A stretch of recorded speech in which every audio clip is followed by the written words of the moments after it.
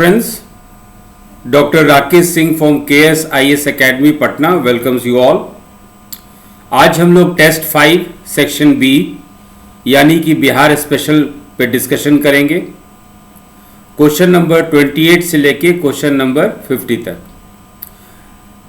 अपने question answer session को चालू करने से पहले फिर से एक अनाउंसमेंट करना चाह रहे हैं कि बहुत सारे बच्चों का मैसेज आता है यूपीएससी के लिए, तो फिर से बताना चाहेंगे कि ये जो ग्रुप है जिस पे ये वीडियो जा रहा है, ये जा रहा है 67 बीपीएससी पीटी के लिए। ये देखिए 67 बीपीएससी पीटी यानी जो बच्चे सीरियसली 67 बीपीएससी पीटी क्वालिफाई करना चाहते हैं उसके लिए ये ग्रुप समर्पित है। और जो पेड ग्रुप है, इसी बीपीएससी ग्रुप में जो पेड ग्रुप है उनको और बहुत सारी सुविधाएं मिलती हैं बशर्ते वो बच्चे मांगे। और यूपीएससी के ग्रुप में जो बच्चे सम्मिलित होना चाहते हैं, 10 अक्टूबर को यूपीएससी पीटी का एग्ज़ाम है, 11 अक्टूबर को हम लोग फिर 2022 के लिए 2022 के लिए यूपीएससी ग्रुप बनाएंगे। फिर उसमें ऐसे बच्चों को हम लोग सम्मिलित कर लेंगे जो बीपीएससी ग्रुप में जिनको हम लोग नहीं रख पाए, क्योंकि ऑब्जेक्टिव उद्देश्य अलग अलग है। अब रेलवे की तैयारी आप बीपीएससी के साथ नहीं कर सकते हैं, यूपीएससी की तैयारी बीपीएससी के साथ नहीं कर सकते हैं। सबके अपनी चुनौती होती है, सबके अपना चैलेंजेस होता है। तो चलिए इसके साथ ही पहला क्वेश्चन यानी क्वेश्चन नंबर 28 पीडीएफ आप लोग को मिल गया होगा। पॉलिटी पे कुछ क्वेश्चन पॉलिटी पे है और इंग्लिश में पढ़ देते हैं, हिंदी में भी पढ़ते हैं। What does originating house means? उद्भव सदन का मतलब क्या होता है? ओरिजिनल हाउस या विधानसभा या दोनों A and B? House in which a bill originally introduced? None of these, more than one option. उद्भव सदन का मतलब क्या होता है? मूल घर, विधानसभा, ए और बी दोनों, युवा डी वह सदन जहां विधेयक मूलतः पूरा स्थापित हो।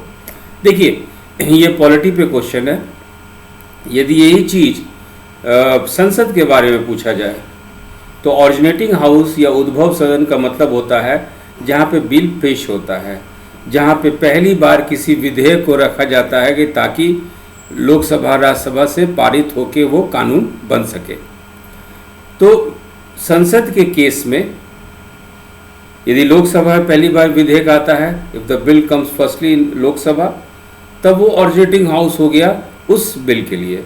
मान लीजिए अनुच्छेद 370 को हटाना था तो राज्यसभा में पहले आया, तो राज्यसभा ओरिजिनेटिंग हाउस हो गया, उद्भव सदन हो गया। अब जो है इसके आधार पे क्वेश्चन है what does originating house means? इसका मतलब होता है इंग्लिश में डी हाउस। हाउस मतलब संसद में आपका पार्लियामेंट हो, लोकसभा हो, राज्यसभा हो और राज्य स्तर पे विधानसभा हो। तो house in which a bill originally introduced, वह सदन जहां विधेयक मूलतः पूरा स्थापित हो। तो क्वेश्चन नंबर 28 का सही ऑप्शन है डी। चलिए आगे चलते हैं, ये भी पॉलिटी से है। What does the deputy speaker of the Vidhan Sabha constitutionally mean? मैंने कॉन्स्टिट्यूशन के अनुसार डेप्यूटी स्पीकर, विधानसभा का कोई डेप्यूटी स्पीकर है, इसका मतलब क्या हुआ? कुछ तो मतलब होगा ना, कॉन्स्टिट्यूशन संविधान में कुछ तो डेप्यूटी स्पीकर के बारे में कुछ उल्लेख होगा, कुछ डिस्क्रिप्शन होगा। तो क्वेश्चन उसी पे है, what does the deputy speaker of the Vidhan Sabha constitutionally means? He will function as a speaker in the absence of the speaker of the Vidhan Sabha. He will work under the direction of the speaker. He will be the chairman of different committees of the Vidhan Sabha. A person holding the office of the deputy speaker under article 178 of the constitution। देखिए सारा option जो है deputy speaker के लिए सही है, लेकिन question है कि कॉन्स्टिट्यूशन के अनुसार डेप्यूटी स्पीकर, यदि कोई विधानसभा के डेप्यूटी स्पीकर हुए तो क्या मतलब हुआ? ए, बी और सी जो है उनके कार्य के बारे में बात करता है, लेकिन डी ऑप्शन जो है वो कहता है कि जिनका चुनाव, जिनका इलेक्शन अनुच्छेद 178 से आर्टिकल 178 के अनुसार हुआ तो वही विधानसभा के डेप्यूटी स्पीकर कहलाएंगे। तो क्वेश्चन नंबर 29 का सही ऑप्शन है deputy speaker of Vidhan Sabha as per constitution means person holding the office of the deputy speaker under article 178 of the constitution. Hindi में पढ़ते हैं इसी क्वेश्चन को। संविधान के अनुसार विधानसभा का उपाध्यक्ष क्या है? वो विधानसभा के अध्यक्ष के अनुपस्थिति में अध्यक्ष के रूप में काम करेंगे। सही है, काम करेंगे, लेकिन यदि हम किसी को बोल रहे हैं कि आप उपाध्यक्ष है, इसका मतलब क्या हुआ? ये तो कार्य है, ये ऑप्शन कार्य है। वो स्पीकर की दिशा में काम करेंगे। स्पीकर जैसा जैसा कहेंगे उसी तरह आपके डिप्टी स्पीकर या उपाध्यक्ष वैसा काम करेंगे। वो विधानसभा के विभिन्न समितियों के अध्यक्ष होंगे। बहुत सारी समिति होती होगी विधानसभा के जिसके वो अध्यक्ष होंगे। ये भी चलिए, ये भी कार्य है, लेकिन मतलब क्या निकलता है कि यदि हम लोग डिप्टी स्पीकर या विधानसभा का उपाध्यक्ष का मतलब कहे संविधान के अनुसार, तो मतलब ये होता है कि संविधान अनुच्छेद 178 के तहत उपसभापति के पद धारण करने वाले व्यक्ति, यानी आर्टिकल 178 में अनुच्छेद 178 में ये बात साफ साफ कहा गया है कि किस तरह से उपाध्यक्ष या डेप्यूटी स्पीकर, विधानसभा के डेप्यूटी स्पीकर का चुनाव होगा। और ऐसे व्यक्ति जो है 178 प्रावधान के तहत, अनुच्छेद 178 के प्रावधान के तहत ऐसे लोगों का इस प्रक्रिया से चयन होगा, चुनाव होगा, और ऐसे प्रक्रिया से आने वाले लोग को ही डिप्टी स्पीकर कहा जाएगा। तो क्वेश्चन नंबर 29 का सही ऑप्शन है डी।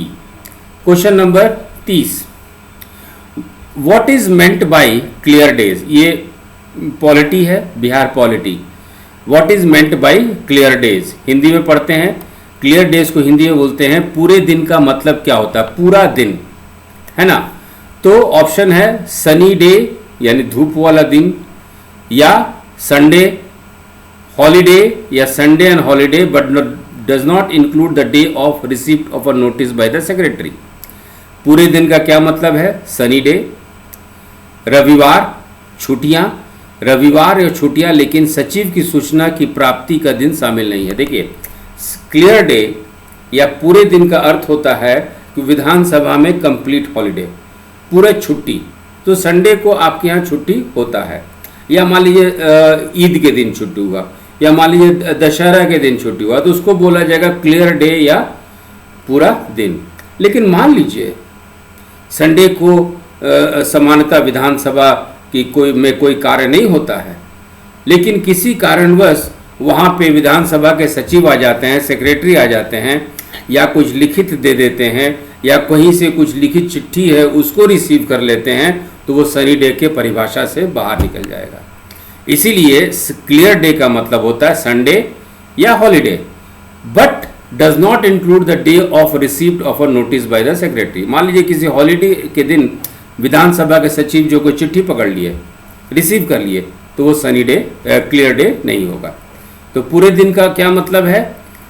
रविवार और छुट्टियां, लेकिन सचिव की सूचना की प्राप्ति का दिन शामिल नहीं है। तो क्वेश्चन नंबर 30 का सही ऑप्शन है डी। चलिए क्वेश्चन नंबर 31, यूपीएससी के पीटी में इस तरह का एक क्वेश्चन, इससे रिलेटेड क्वेश्चन आया था 2 साल पहले। तो question number 31, who among the following is included in private member? निम्नलिखित में से कौन गैर सरकारी सदस्य में शामिल है?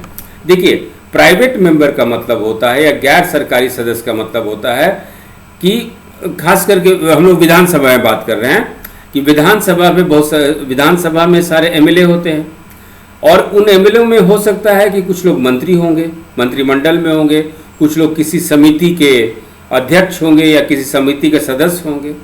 लेकिन ऐसा कोई एमएलए जो कि कोई भी समिति का सदस्य ना हो, वो मंत्रिमंडल में ना हो, तो ऐसे लोगों को प्राइवेट मेंबर बोला जाता है, ऐसे लोगों को गैर सरकारी सदस्य बोला जाता है। और इनके तरफ से कोई सुझाव आता है और वो विधेयक बन जाता है, जिसको कहते हैं प्राइवेट मेंबर्स बिल। यही यूपीएससी में क्वेश्चन आया था। अब मान लीजिए लोकसभा राज्यसभा में भी बहुत सारे एमपी, सारे लोकसभा राज्यसभा में सारे लोग एमपी हैं, सांसद सदस्य हैं, मेंबर ऑफ पार्लियामेंट हैं, लेकिन इनमें से कुछ संसद सदस्य हो सकते हैं मंत्रिमंडल में हो, कुछ समिति के अध्यक्ष हों, कुछ समिति के सदस्य हों। तो ऐसे लोकसभा राज्यसभा के एमपी जो कि किसी भी तरीके से कोई अध्यक्ष ना हो, सदस्य ना हो, कोई समिति से उनकी कोई संबंध ना हो, कोई मंत्रिमंडल में ना हो, और उनको बोला जाता है प्राइवेट मेंबर या गैर सरकारी सदस्य। और इनके तरफ से विधेयक आएगा, बिल आएगा, उसको बोला जाता है प्राइवेट मेंबर्स बिल। तो क्वेश्चन नंबर 31 का मतलब होता है पांचवा option, ordinary member of the legislative assembly. गैर सरकारी सदस्य का मतलब होता है पांचवा ऑप्शन, विधानसभा के साधारण ऑप्शन। तो सही विकल्प हो जाएगा आपका ए, ओनली 5 या केवल 5। चलिए question number 32, what does rule mean in Bihar Vidhan Sabha. Bihar Vidhan Sabha में यदि कोई नियम बनता है, कानून बनता है, रूल बनता है, तो उसको कैसे हम लोग परिभाषित करेंगे। क्वेश्चन 32 का यह मतलब है बिहार विधानसभा में नियमावली का अर्थ क्या है।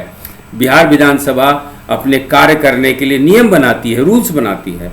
तो यदि बोला जाए रूल्स मेड बाय बिहार विधानसभा, यदि कहा जाए बिहार विधानसभा में नियमावली, तो इसका अर्थ क्या होता है। इसका अर्थ यह होता है कि आपके यहाँ एक कॉन्स्टिट्यूशन में एक आर्टिकल है 208 या अनुच्छेद 208 है, उसका खंड 1 यानी इंग्लिश में बोलिए क्लॉज 1। तो क्लॉज 1 ऑफ आर्टिकल 208 हिंदी में 208 अनुच्छेद 208 के खंड 1 में ये प्रावधान है कि विधानसभा अपने कार्य के लिए जो है एक प्रक्रिया स्थापित करे, नियम बनाए। तो यदि बात क्वेश्चन आपका 32 यही कहता है कि what does rule mean in Bihar Vidhan Sabha, it means rules made under clause 1 of article 208 of the constitution. Vidhan Sabha में नियमावली का अर्थ क्या है, विधानसभा द्वारा बनाए गए नियम। गलत हो जाएगा, सही ऑप्शन है डी, संविधान के अनुच्छेद 208 के खंड 1 के तहत सभा द्वारा बनाए गए नियम। यानी विधानसभा एक नियम बनाती है और वो नियम बनता है संविधान के अनुच्छेद 208 के खंड 1 के तहत। इसका मतलब कतई मतलब नहीं हुआ कि स्पीकर ये नियम बनाए, इसका कतई मतलब नहीं हुआ कि विधानसभा के सचिव या सेक्रेटरी बनाए। इसका मतलब ये होता है कि सारे विधानसभा के सदस्य अनुच्छेद 208 के खंड 1 के तहत ये नियम बनाया गया। तो क्वेश्चन नंबर 32 का, क्वेश्चन नंबर 32 का सही ऑप्शन है डी। आगे बढ़ते हैं। ये जो है क्वेश्चन नंबर 33, इसके आगे भी क्वेश्चन जो है वो आपके फेस्टिवल पे है, वो आपके कल्चर पे है। तो इसमें हम लोग क्वेश्चन नंबर 33 में और आगे भी एक दो क्वेश्चन देखेंगे इसी कल्चर पे, बिहार के त्यौहार पे, बिहार के फेस्टिवल पे ये क्वेश्चन है। तो एक फेस्टिवल है आपके यहाँ सामा चकवा, दूसरा है बेहुला, तीसरा है मधुश्रावणी और चौथा है हरिहर क्षेत्र मेला। अब एक एक करके हम लोग सबको डिस्कस करते हैं। अब देखिए, पहला हम लोग लेते हैं सामा चकवा, सामा चकेवा, जैसे भी आप प्रोनाउंस कर सके, सामा चकेवा, सामा चकेवा। और ये देखिए, ये स्लाइड देखिए। जब ये स्लाइड देखेंगे तो बहुत सारे मन में क्वेश्चन आएंगे, हम लोग हर एक क्वेश्चन को आंसर करने की कोशिश करते हैं।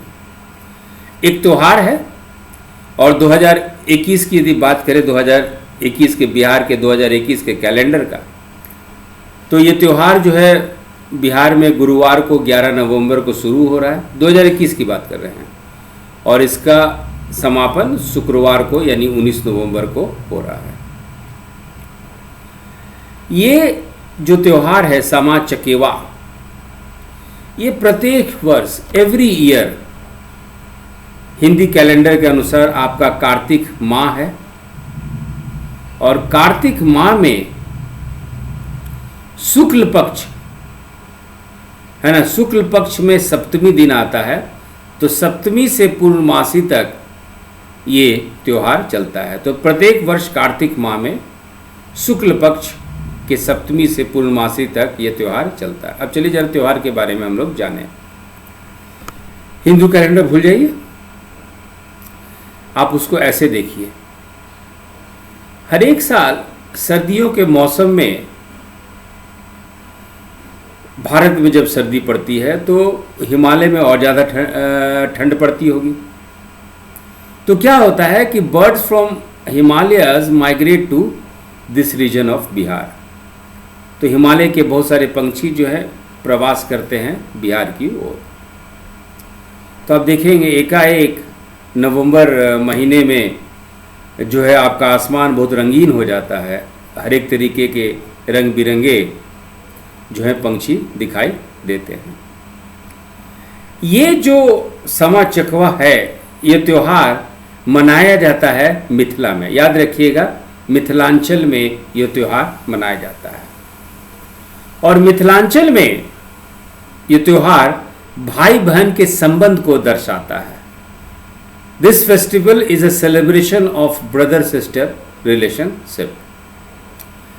कहानी, पारंपरिक कहानी कुछ ऐसा है कि कृष्ण भगवान की एक बिटिया थी जिनका नाम था समा, और उनको गलत तरीके से गलत आरोप उन पे लगा था।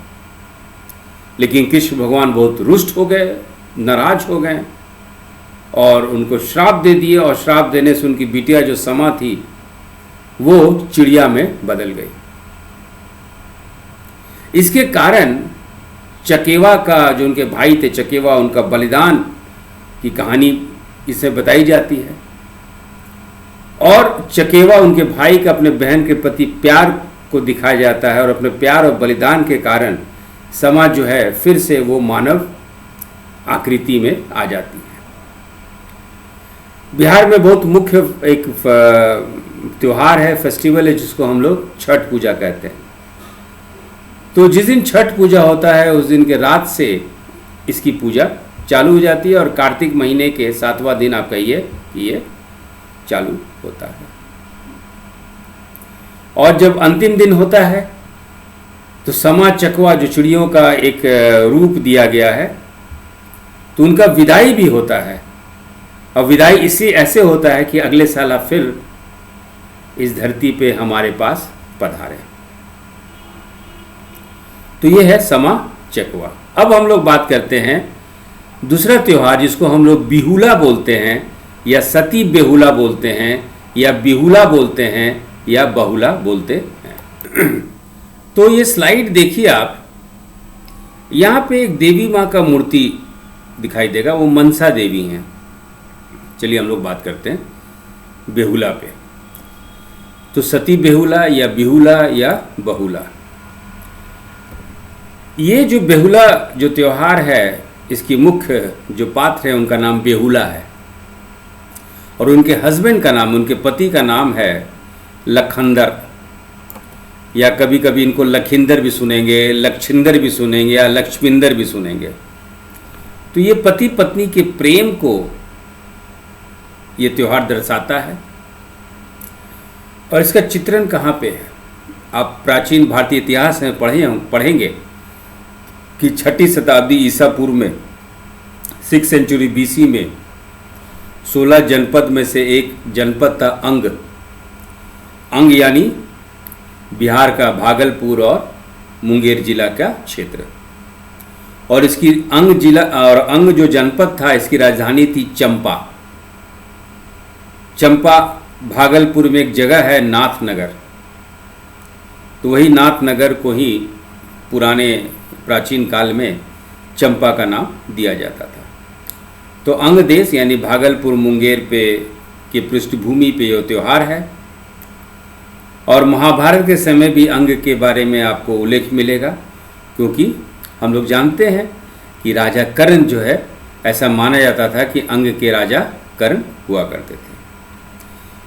परंपरा के अनुसार कहानी ऐसे भी है कि बानासुर की एक पुत्री थी उषा, और दूसरी तरफ प्रद्युम्न के पुत्र थे अनिरुद्ध। तो यही उषा और अनिरुद्ध के प्रेम को ही ये दर्शाया जाता है। अनिरुद्ध कोई और नहीं, भगवान कृष्ण के पोते थे। उषा और अनिरुद्ध में प्रेम था, शादी हुई। अगले जन्म में ये लोग बेहुला और लखिंदर के रूप में पैदा हुए। तो हस्बैंड वाइफ के रिलेशनशिप को दर्शाया गया है। ये जो त्यौहार है भागलपुर डिस्ट्रिक्ट में बहुत ज़्यादा प्रचलित है, और इस समय मनसा देवी की पूजा की जाती है ताकि घर का कल्याण हो। और मनसा देवी की पूजा आप पश्चिम बंगाल में और बांग्लादेश में भी आप देखेंगे। अब देखिए तीसरा जो त्यौहार है मधुश्रावणी, ये देखिए, ये नई नवेली औरतें हैं जिनकी शादी हुई है, न्यूली वेड लेडीज़। और अब देखेंगे पूजा के जो उनका कार्यक्रम है उसमें सांप का भी ये इसमें चित्र बना हुआ है, आटा का। तो ये मधुश्रावणी जो है मिथिलांचल में ये मनाया जाता है, सावन के महीने में इसको मनाया जाता है, अगस्त के समय। और मधुश्रावणी जो है ये न्यूली मैरिड वुमेन ये मनाती हैं, जो नई नवेली दुल्हन होती हैं उस त्यौहार को मनाती हैं। और इस पूजा में नाग का भी पूजा होता है, नवग्रह का भी पूजा होता है, नाग दंपति का भी पूजा होता है। तो मधुश्रावणी में ये होता है। चौथा देखेंगे हरिहर क्षेत्र मेला, उसको हम लोग सोनपुर मेला के नाम से भी जानते हैं। हरिहर क्षेत्र सोनपुर मेला, ये पढ़िए, हरिहर क्षेत्र सोनपुर मेला। ये मेला जो है गंगा और गंडक के संगम पे आयोजित होता है। कार्तिक पूर्णिमा में यानी फुल मून डे में, कह लीजिए नवंबर, हर एक साल नवंबर में ये मेला लगता है, फेयर लगता है। इसमें मवेशियों कैटल का फेयर लगता है।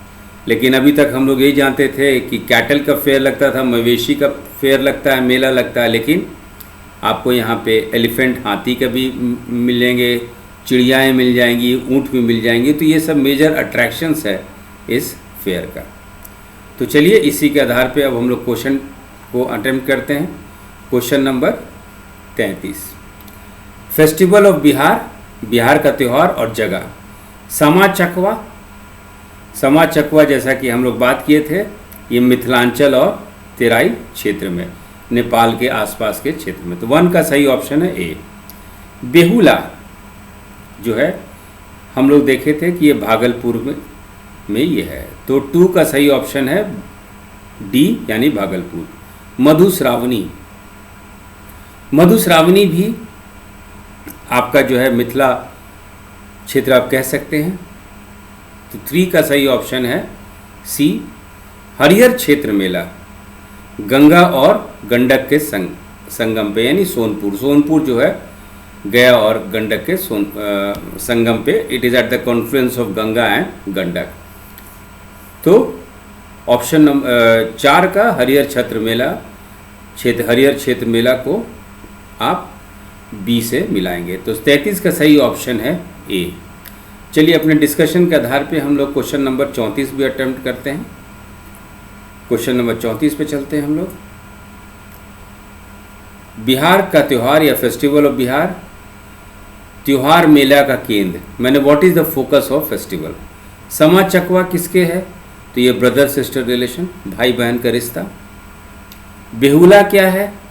हस्बैंड वाइफ का रिलेशन, पति पत्नी का संबंध। मधुश्रावणी क्या है? तो न्यूली मैरिड वुमेन, नई शादीशुदा महिला। और हरिहर क्षेत्र मेला क्या है? कुत्ते, हाथी, पंछी, ऊँट, डॉग, एलिफेंट्स, बर्ड्स, कैमल्स, इन लोग का वो मेला। तो क्वेश्चन नंबर 34 का भी सही ऑप्शन है आपका ए। अब देखिए उसी तरह समा चकवा जो है क्वेश्चन नंबर 35। चलिए क्वेश्चन नंबर 35 जरा आपको हम स्लाइड्स पे ले चलते हैं, है ना। इसमें डिस्कशन की कोई ऐसा हम लोग डिस्कस ऑलरेडी कर चुके हैं। क्वेश्चन नंबर 35, बिहार का त्यौहार, टाइम ऑफ फेस्टिवल, मेला का समय। तो समा चकवा हम लोग देखेंगे कि सर्दियों के दौरान जब पंछी हिमालय से मैदानी इलाकों में आते हैं। तो 1 का सही ऑप्शन है सी। बेहुला क्या? तो अगस्त के महीने में। तो 2 का सही ऑप्शन है डी। मधुश्रावणी कब? ये भी सावन अगस्त में होता है। तो 3 का सही ऑप्शन है ए। हरिहर क्षेत्र मेला कब होता है? कार्तिक पूर्णिमा यानी नवंबर। तो क्वेश्चन नंबर 35 का भी सही ऑप्शन है A. Question number 36, what is common among Nagaur fair, Sonpur fair, Jhalawar fair and Pushkar fair? Nagaur मेला, सोनपुर मेला, झलवार मेला और पुष्कर मेला के बीच आम बात क्या है? क्या है इनमें संबंध? All are situated on the banks of river, सभी नदी के तट पर स्थित, ऐसी कोई सही नहीं है। All are situated in Rajasthan, सभी राजस्थान में स्थित है, ये भी गलत है। सभी बिहार में स्थित है, ये भी गलत है। सभी मवेशी मेले के लिए प्रसिद्ध हैं, yes. All this fair, Nagaur fair, Sonpur fair, Jhalawar fair, Pushkar fair, यानी नागौर मेला, सोनपुर मेला, झालवाड़ मेला और पुष्कर मेला के बीच में सबसे बड़ा संबंध यही है और इकलौता संबंध यही है कि सभी मवेशी मेले के लिए प्रसिद्ध हैं। All are famous for cattle fair. तो क्वेश्चन नंबर 36 का सही ऑप्शन है डी। अब देखिए नागौर कहाँ पे है? नागौर जो है आपके राजस्थान में है, जोधपुर और बीकानेर के बीच में जगह है नागौर, ठीक है। अजमेर से 11 किलोमीटर दूर आपका पुष्कर है, ये भी राजस्थान में ही आता है। Question number 37, which of the following cattle fair is the largest fair in Asia? Sonpur cattle fair, Nagaur cattle fair, Pushkar cattle fair, Gangapur cattle fair, Bhilwara Gangapur cattle fair. निम्नलिखित में कौन सा मवेशी मेला एशिया में सबसे बड़ा है? सोनपुर बिहार में है, नागौर पशु मेला राजस्थान में है, पुष्कर भी आपके राजस्थान में है, गंगापुर पुष्कर जो पशु मेला है वो भीलवाड़ा राजस्थान में है। क्वेश्चन है सबसे बड़ा मवेशी मेला एशिया का कौन है? तो आप जानते हैं 37 का ए सही ऑप्शन है, सोनपुर मेला। क्वेश्चन नंबर 38, चूंकि पशु मेला पे हम लोग एक दो क्वेश्चन और कर लें। Which of the following fairs are held in Rajasthan? निम्नलिखित में कौन सा मेला राजस्थान में आयोजित किया जाता है? अब देखिए इसमें आपका जो बटेश्वर है ना, जो आपका ये बटेश्वर है, ये बटेश्वर मवेशी मेला या बटेश्वर कैटल फेला ये आगरा का है, तो राजस्थान में नहीं होगा। लेकिन गंगापुर और कोलायत ये दोनों राजस्थान के मवेशी मेला हैं। तो याद रखिएगा question number 38, which of the following fairs are held in Rajasthan? One is Gangapur and C is Kolayat. निम्नलिखित में कौन सा मेला राजस्थान में आयोजित किया जाता है? तो गंगापुर मवेशी मेला और कोलायत मवेशी मेला।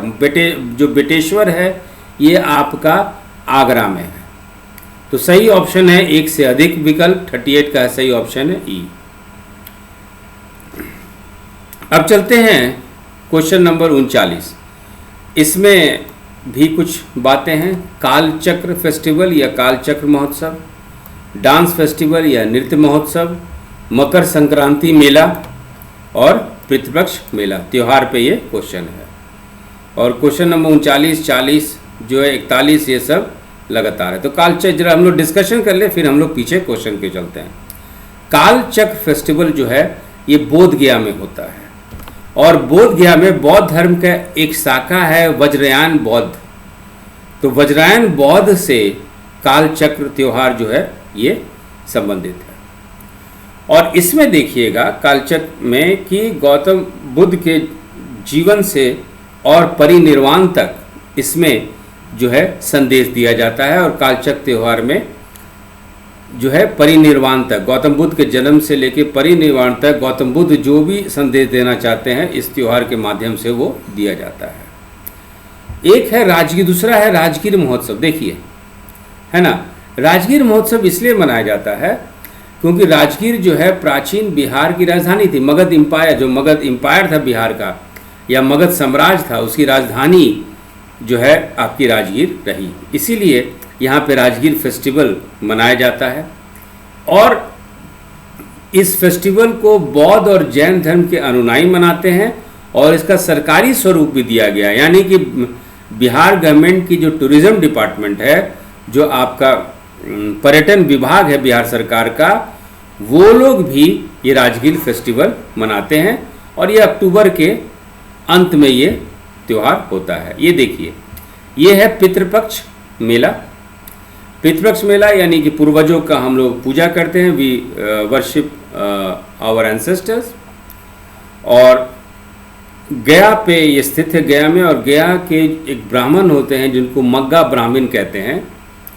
इनको बोला जाता है कि गयाली, गयाली गया से शब्द आया है, शब्द निकला है गयाली।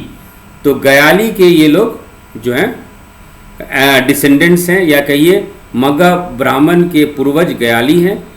और यही मग्गा ब्राह्मण जो है पिंडदान कराते हैं, अपने पूर्वजों की आत्मा की शांति के लिए कराते हैं। बौद्ध धर्म में भी इसका महत्व है, क्योंकि कहा यह गया है कि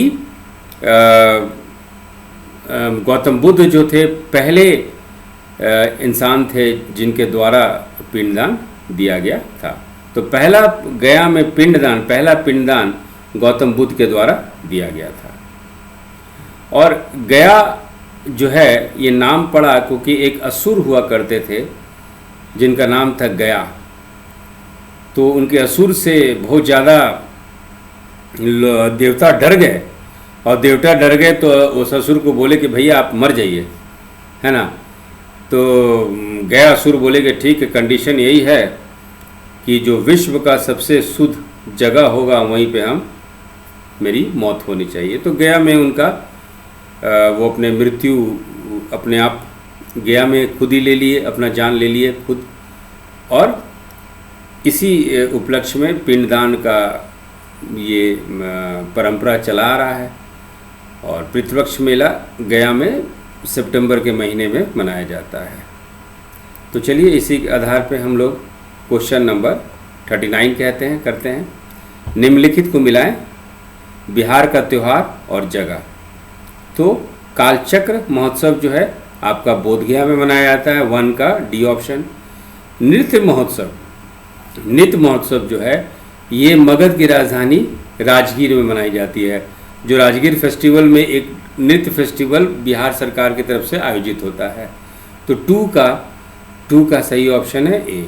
मकर संक्रांति का भी, मकर संक्रांति तो हम लोग सबको ही मनाते हैं, लेकिन मकर संक्रांति को भी एक ऑफिशियल कलर दे दिया गया है ना, औपचारिक रूप दे दिया गया है बिहार में। और ये भी आपका राजगीर में ही मनाया जाता है। और पितृपक्ष मेला यानी कि वो गया में होता है। तो क्वेश्चन नंबर 39 का सही ऑप्शन है ए। उसी तरह उसी कॉन्सेप्ट हम लोग आगे पढ़ते हैं।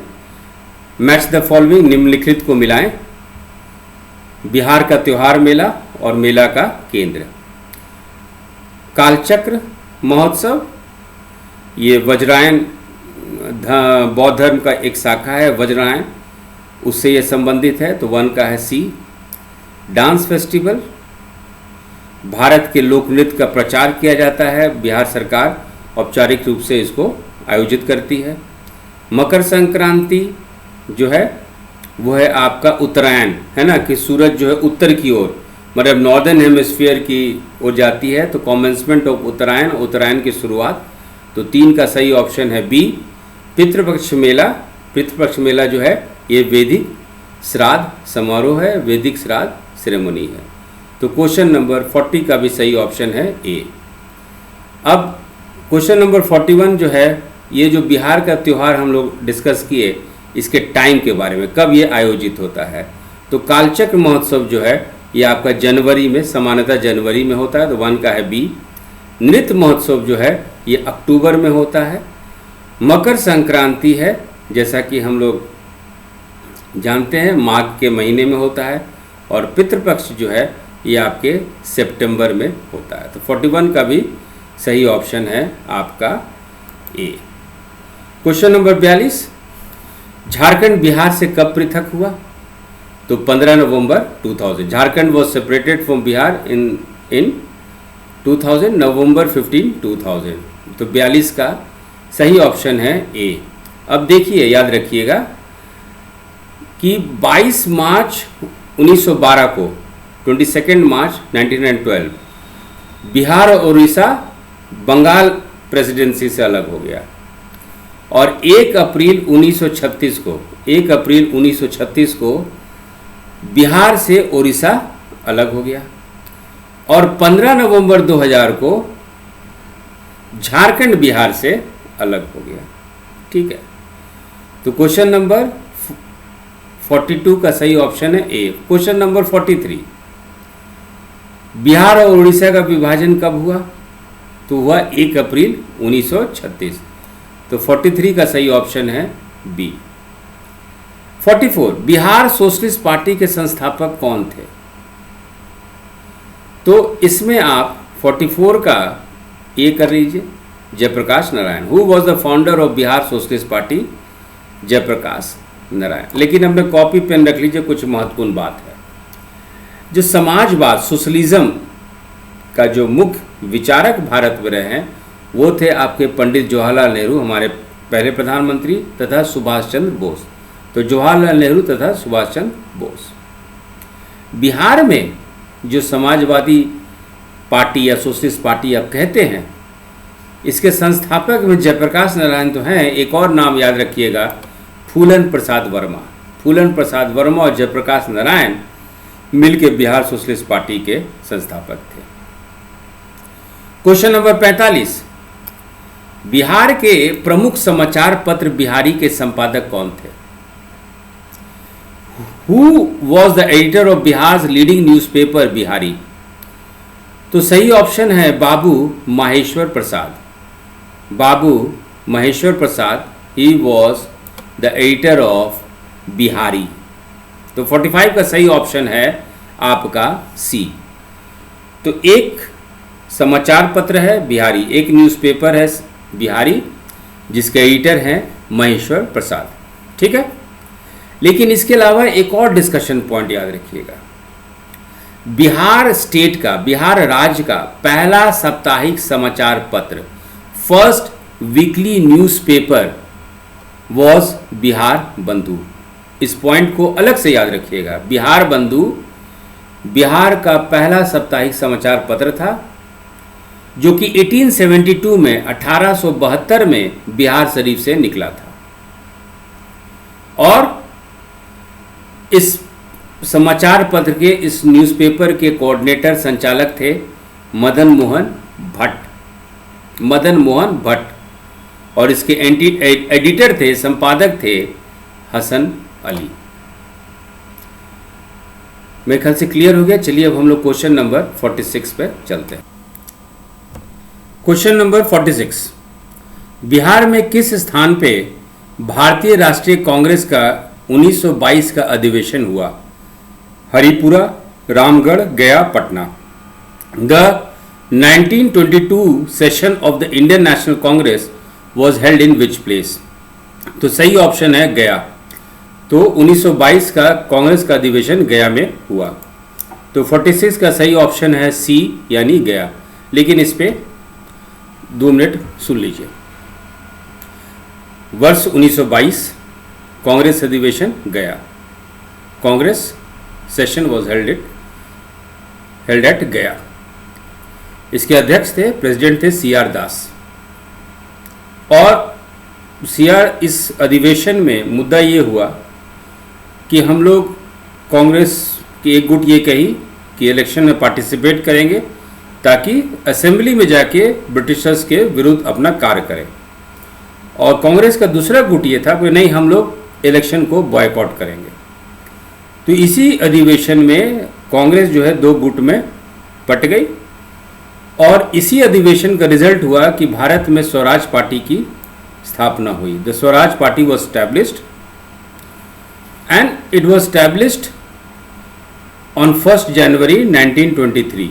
1 जनवरी 1923 को स्वराज पार्टी की स्थापना हुई, ठीक गया अधिवेशन के बाद। और स्वराज पार्टी के जो मुख्य संस्थापक में आप जो महत्वपूर्ण नाम है वो है पंडित मोतीलाल नेहरू, सी आर दास और डॉक्टर मुख्तार अहमद अंसारी। इनके अलावा चितरंजन दास जो हैं, आपके जो सी आर दास कहते हैं, जो गया अधिवेशन के अध्यक्ष थे, वो भी इलेक्शन में पार्टिसिपेट करना चाहते थे।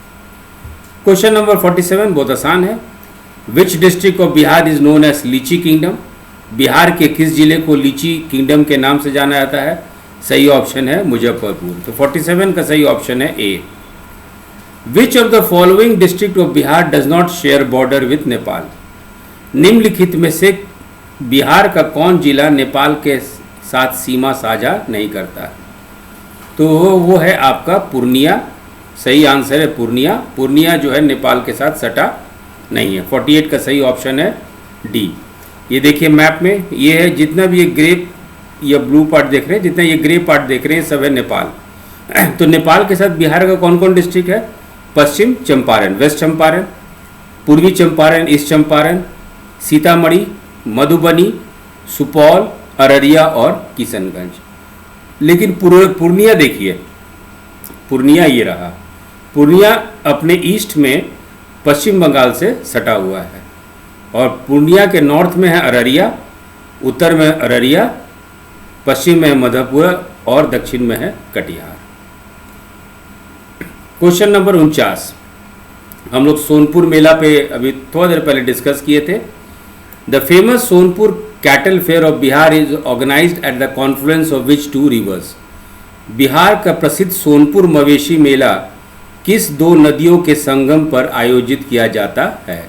तो सोनपुर यानी गया और गंडक के संगम पे, गया और गंडक के कॉन्फ्लुएंस पे। तो 49 का सही ऑप्शन है ए। 50वां question, tomb of Sher Shah Suri is situated in which district of Bihar.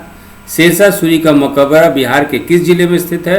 तो वो है आपका रोहतास यानी सासाराम। तो 50 का सही ऑप्शन है डी। इसके साथ ही हमारा ये टेस्ट 5 कंप्लीट होता है। Thank you.